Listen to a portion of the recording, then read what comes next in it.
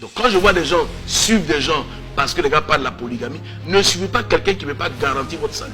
Et si vous vous trompez, il n'y a aucun verset biblique, et je dis bien aucun verset biblique dans le Nouveau Testament qui atteste qu'on doit être polygame. Il n'y a aucun. Je veux qu'on me montre un seul.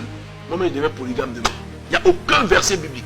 Tous les bébés, c'est dans l'Ancien Testament. Je vous ai montré que ce qui a été écrit d'avance, l'a été pour notre instruction. Je vous donne encore un autre verset pour appuyer. La parole de Dieu est claire.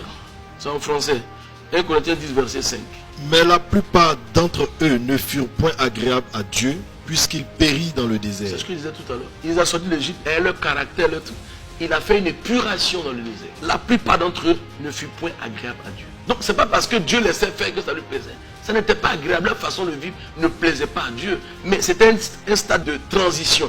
Aujourd'hui, l'administration que Dieu agrée là, c'est celle de la grâce. Et notre administration là veut que nous ressemblons à. C'est-à-dire que ça doit être comme le mariage que Dieu veut là. C'est le mariage comme a été le mariage d'Adam et Ève. Pourquoi? Parce que Jésus-Christ qui est l'époux là, il est l'épouse d'une seule épouse qui est l'église. Donc tous ceux qui appartiennent à Dieu, à Jésus-Christ, doivent avoir une seule épouse comme Christ a une seule épouse qui est l'église.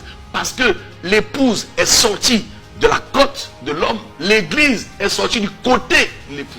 Voilà, c'est ça que les questions. Donc c'est une seule église, c'est une seule épouse.